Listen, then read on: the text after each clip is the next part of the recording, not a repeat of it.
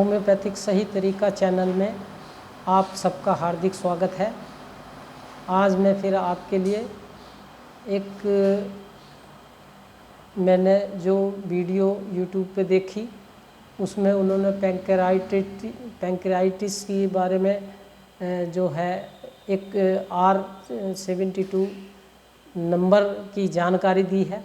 मैं फिर ये कहना चाहूँगा कि ये तरीका होम्योपैथिक के नियम के विरुद्ध है, क्योंकि इसमें जैसा इन्होंने बताया अगर उनके सिम्टम्स मिलते हैं तब तो वो ठीक होता है, लेकिन इन्होंने कम्बिनेशन बना दिया तो जो सिम्टम्स होते हैं वो एक दूसरे में मिश्रित हो जाते हैं, इसलिए वो ठीक होने में जो है दिक्कत होती है। और वो जो जर्मन की है वो बता रहे हैं तो पैसे भी ज़्यादा लगेंगे, बेनिफिट भी नहीं होगा। फिर 10-10 बूंदे वो बता रहे हैं, तो 10-10 बूंदे जब आप सुबह शाम लेंगे तो एक जो शराब का जो एक पैक लेते हैं उसके बराबर उसमें जो है अल्कोहल की मात्रा हो जाएगी और आपके शरीर को वो काफ़ी हार्मफुल होगा। इसलिए मैं बताना चाहूँगा कि लक्षण के आधार पर ही लें, कहीं भी पैंक्रेयाटिस की दिक्कत हो या कुछ भी हो। तो अब मैं बताता हूँ इन्होंने जो एपिस के बारे में बताया, तो एपिस में क्या अभी मैंने बताया, एपिस के 3-4 लक्षण हैं वो याद हमें रखने चाहिए। अगर वो इस तरह के अगर सिम्टम्स किसी पैंक्रेयाटिस वाले के अगर आते हैं तो आप एपिस ही लेंगे और उसी से आप ठीक हो जाएंगे। तो एपिस के मैं बता देता हूँ। तो एपिस में क्या है, प्यास, पेशाब, पसीना ये कम होते हैं और परेशानी जो भी बढ़ती है वो थोड़ा गर्मी में ज़्यादा महसूस करते हैं, ठंडी चीज़ों से थोड़ा सा आराम होता है। और जहाँ मैंने बताया पेशाब, पसीना और ये जो कम होते हैं जहाँ पर, और कहीं सूजन भी अगर आती है तो वो जैसे अब हम उंगली से स्किन को दबाएंगे तो वो धीरे धीरे ऊपर उठेगी। तो इस तरह का अगर कहीं इस तरह के से सिम्टम्स अगर दिखाई देते हैं तो आप वहाँ एपिस को इस्तेमाल करेंगे। अब अगली इन्होंने दवाई बताई है कोलोसिंथ। तो कोलोसिंथ में क्या होता है, वो स्नायुविक दर्द के हिसाब के लिए होती है। जो दर्द दबाने से या मालिश करने से या अप्लाई करने से उसमें आराम मिलता है तो वहाँ उसको इस्तेमाल करेंगे। और जैसे अभी इन्होंने बताया पैंक्रेयाटाइटिस है जो है तो ये पेट से ही संबंध रखने वाली है।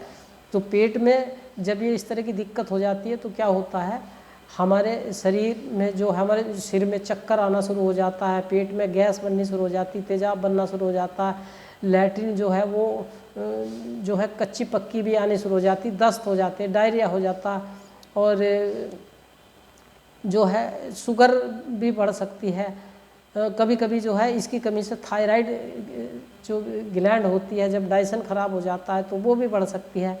इस तरह के कुछ सिम्टम्स होते हैं। अब पैंक्रियास में अगर आपकी पैंक्रेयाटिस है तो आप पैंक्रेयाटिस के लिए अगर आपके गले से लगाए के सिम्टम्स के आधार पे बता रहा हूँ, गले से लगाए के और स्टमक तक पूरे जो है अगर आपके जलन होती है और जो है पेट खराब है, लैट्रिन कच्ची पक्की आती है और कभी कभी जी भी मिचलाता है, सर में चक्कर आता है, बहुत कमज़ोरी महसूस होती है, अगर इस तरह का लक्षण दिखाई देता है तो आप आयरिस वर्सिकुलर दवाई आप उनकी 2 बूंद आप जो है 30 ml पानी में, कम से कम 30 ml पानी में डाल लेना और उसको अच्छी तरह से हिलाए के और आप सादे पानी में उसमें से भी 10-10 बूंद करके 1 कप पानी में डाल के आप उसको 2-4 दिन तक पिलाएं। आपकी वो जलन नहीं होगी, चाहे वो पैंक्रेयाटिस की वजह से हो या चाहे लीवर की वजह से हो, चाहे किसी भी परेशानी की वजह से हो, तो वो ठीक हो जाएगी। ये तरीका इनका बिल्कुल गलत है। ये जो है एक कंपनी का दवाई का प्रचार कर रहे हैं, इस तरह का होम्योपैथिक के अंदर नहीं होना चाहिए और इनको नहीं करना चाहिए।